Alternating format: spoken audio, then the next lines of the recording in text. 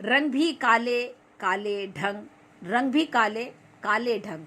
देखिए आप, रंग भी काले काले ढंग, शोहरत और दौलत की जंग, हिर्सो हवस के हैं आमाल,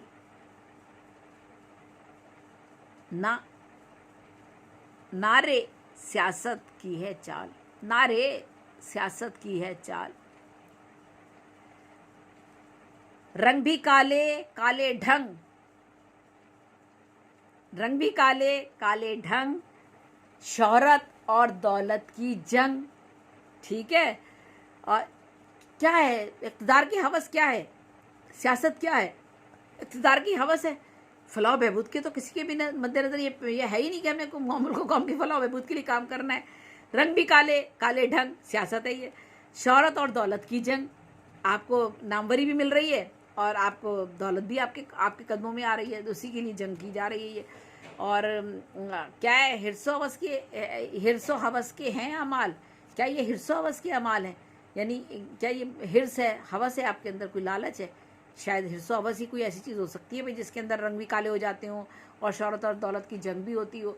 तो उसने कहा नहीं, हिर्सो हवस नहीं है। हिर्सो हवस तो फिर भी कम चीज़ है। ना रे सियासत की है चाल, ये सियासत इससे भी गंदी है हिर्सो हवस से, जिसके अंदर ये सारी बुराइयां हैं। हिर्स भी है, हवस भी है, लालच भी है, गंदगी भी है, दौलत और शोहरत की तरफ लपकना भी है, कत्लो गारतगरी भी है, जायदादों पे कब्जे भी हैं। और बस क्या कहा जाए, यानी सियासत के जो रंग ढंग हैं वो ऐसे हैं। आपने देखा कि यानी वो सियासत तो हिर्सो हवस के जो अमाल हमारे होते हैं ना, उनसे भी ज़्यादा बुरी चीज़ है सियासत। कौन सी सियासत? जो गंदी सियासत है।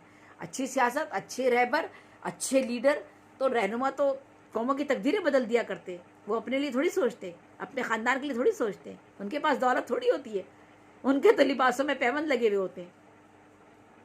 ठीक है ना? तो वो सियासत, वो लीडर।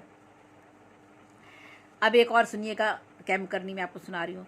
नाम से दिल हो आग बगूला, पेट में घूमे दर्द का गोला। आग बगोला नाम है, नाम से दिल हो आग बगोला, नाम से दिल हो आग बगोला, पेट में घूमे दर्द का गोला। क्या वो है कोई खारा पानी? ना वो तो है सोकन रानी, ना वो तो है सोकन रानी। आपने देखा चौथे में आपने 3-4 इशारे दिए शुरू में, और चौथे में फिर स्लू आपका बदला। उसने कहा नहीं नहीं नहीं नहीं नहीं, आप जो सोच रहे हो वो नहीं है, ये तो एक और चीज़ है। वो चीज़ क्या है? सोकन रानी।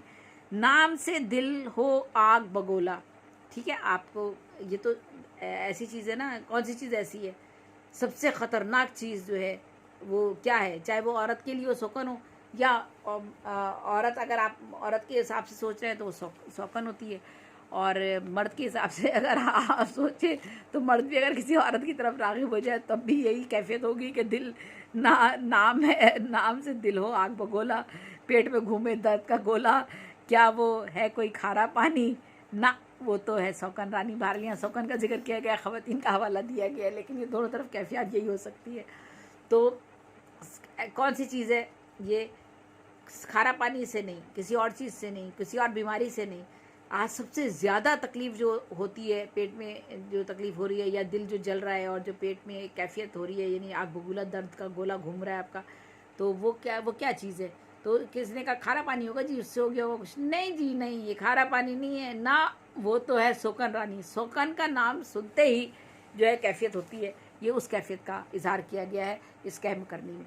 नाम से दिल हो आग बगोला, पेट में घूमे दर्द का गोला। क्या वो है कोई खारा पानी? ना वो तो है सोकन रानी। अच्छा, नफ़रत। अच्छा, अब एक और कैम करनी आपको मैं सुना रही हूँ। हर दिल में है इसकी लज्जत, खा जाती है इसकी शिद्दत। ऐरी सखी वो होगी मोहब्बत, नारी सहेली वो है नफ़रत। देखा आपने? 3 मिसरे। पहले कहा हर दिल में है इसकी लज्जत। नफ़रत की भी एक लज्जत होती है।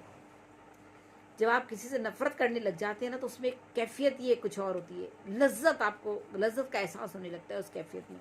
यानी बाज़ लोग इतने मुर्दा ज़मीर हो जाते हैं और मुर्दा जहन हो जाते हैं उनका, कि वो जो है उनकी हिस्स इतनी मर जाती है कि वो नफ़रत में भी लज्जत महसूस करते हैं। और हर कदम पे वो नफ़रत ही करते हैं और मनफी सोचों ही से वो अपनी ज़िंदगी को गुजारने की कोशिश करते हैं और लोगों को नुकसान पहुंचाकर उनको खुशी महसूस होती है। तो हर दिल में है इसकी लज्जत, खा जाती है इसकी शिद्दत। नफ़रत हर इंसान में है, मोहब्बत भी हर इंसान में है।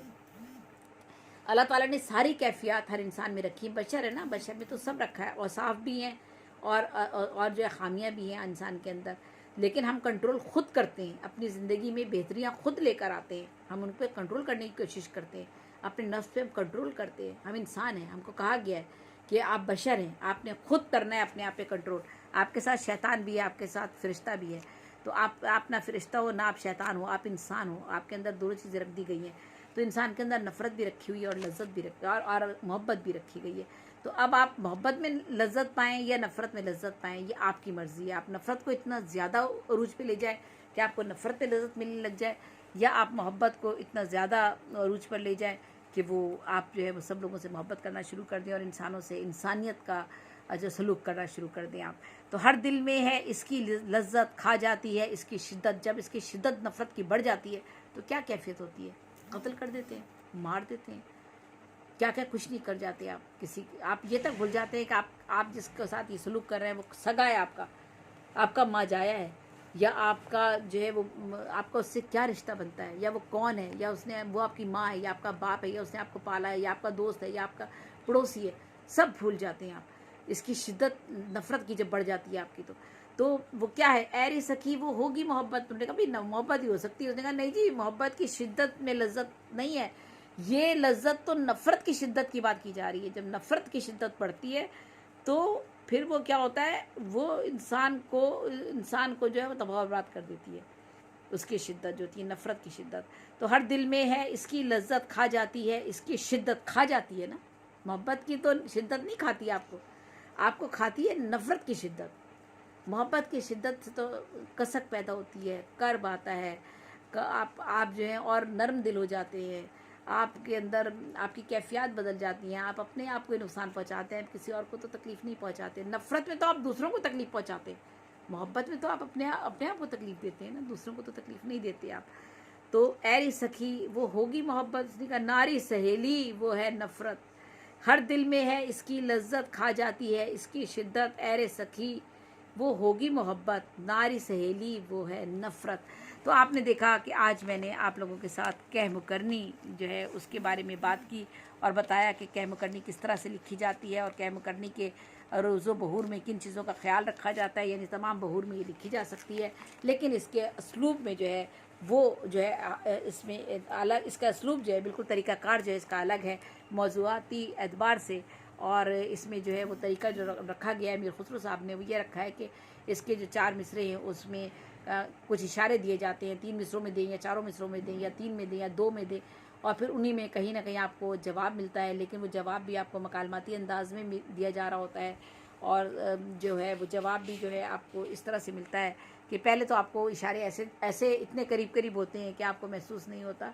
वो जो है ना MCQs लग रहा है मुझे ये बिल्कुल, और ये बिल्कुल वो NTS का जो होता है ना, जो एग्ज़ाम होते हैं जो ये उनके MCQs लग रहे हैं, क्योंकि उसमें इतने करीब करीब जो है वो MCQs में जो है वो दिए जाते हैं जो ऑप्शन कि अगर आप ज़रा सा भी एक पॉइंट पर भी अगर आप इधर उधर हो जाए तो आपका क्वेश्चन और आपका आंसर जो है क्वेश्चन का आंसर गलत हो जाता है। तो ये बिल्कुल ये जो है कह मुकरनी उसी तर्ज पे मुझे महसूस हो रही है कि इस कह मुकरनी में करीब करीब ऐसे इशारे दिए जाते हैं कि आप चाहे सोचते हैं कि शायद ये वो चीज़ है, लेकिन वो चीज़ नहीं होती, बल्कि कोई दूसरी मतज़ाद चीज़ निकलती है। और उसका असलूब ये है कि फिर आपको उसका जवाब भी उन्हीं 4 मिसरों में आपको मिल जाता है, और वो अंदाज़ कैसा होता है ये भी आपके सामने मैंने बता दिया। तो आज मैंने आपके साथ जो बात की है वो कह मुकरनी के हवाले से बात की है। ज़ैब सज़े भी आपसे मुखातिब थी, और मेरी कोशिश थी कि मैं आप लोगों के साथ नए नए मौज़ूआत पर बात करूं और उन सारी नज़मों के असनाफ़ को धीरे धीरे रफ्ता रफ्ता आप लोगों को उससे मुतारिफ़ करवाऊं, जिनके बारे में हम सब लोग शायद बहुत से लोग हम में से नहीं जानते, बहुत से लोग जानते होंगे यकीनन, ऐसा नहीं है, इल्म है, बहुत से लोग पढ़ते हैं उनके इल्म में होता है। लेकिन बहरहाल जिस हद तक भी मेरे पास इल्म है मैं उसे आप लोगों तक पहुँचाना चाहती हूँ। आप लोग जब जो मुझसे सवाल पूछना चाहें, जिस सिर्फ के बारे में मुझसे बात करना चाहें, मालूमात लेना चाहें, आप सवाल कर सकते हैं। मैं जवाब देने के लिए आपके सामने मौजूद हूँ।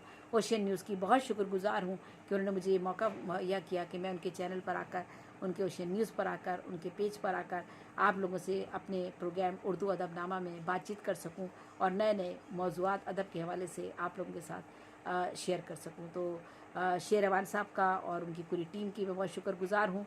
आप मुझे इजाज़त दीजिए और अल्लाह ताला आप सबको हिफ्ज़ व अमान में रखे, मुझे भी सेहत और सलामती के साथ रखे कि मैं इससे मुझे जो अल्लाह ताला और मज़ीद काम लेना चाहता है, मैं वो काम कर, जो भी लेना चाहता है वो मैं काम करती रहूं और कर सकूं आप लोगों के साथ। ये इसी वक्त मुमकिन है जब मेरी सेहत मेरा साथ देगी। तो बहुत शुक्रिया, बहुत शुक्रिया। अल्लाह ताला आप सब लोगों को हिफ्ज़ व अमान में रखे और आपके सारे घर वालों को भी सेहत और सलामती के साथ रखे। ज़ैब अपनी सज़ेबी को इजाज़त दीजिए। अल्लाह हाफिज़, अल्लाह निगहबान। और कोई गलती हो गई हो, कोई ख़ता हो गई हो, कोई कहीं किसी जगह बेख्याली में मैंने कोई लफ्ज़ मतज़ाद कुछ इस्तेमाल कर दिया हो या कोई ऐसी बात हो गई हो, तो उसकी ज़रूर आप मुझसे सवाल मुझसे कर सकते हैं। मैं उसकी तस्हीह ज़रूर करूँगी। अगर कहीं किसी जगह मुझसे गुफ्तगू करते करते, बातचीत करते करते हो सकता है कहीं कोई ऐसा लफ्ज़ हो जाता है, तो अगर कहीं किसी जगह आपको ऐसा महसूस हो तो आप ज़रूर मुझसे पूछ सकते हैं। मैं इंसान हूँ, बशर हूँ, मुझसे भी कहीं ख़ता कोई हो सकती है, कोई गलती हो सकती है। वैसे हत्तुल इम्कान मेरी कोशिश यही होती है कि मैं जो भी बात करूँ उसे दलील के साथ और मुकम्मल बात करूँ और मेरी जो मालूमात है वो जो आगे जा रही है उसमें कहीं भी किसी भी जगह गलती का इम्कान ना रहे। कोशिश तो मेरी ये होती है, लेकिन फिर भी कुछ हो सकता है। तो अल्लाह हाफिज़, अल्लाह निगहबान। ज़ैब अपनी सज़ेबी को इजाज़त दीजिए। पाकिस्तान जिंदाबाद।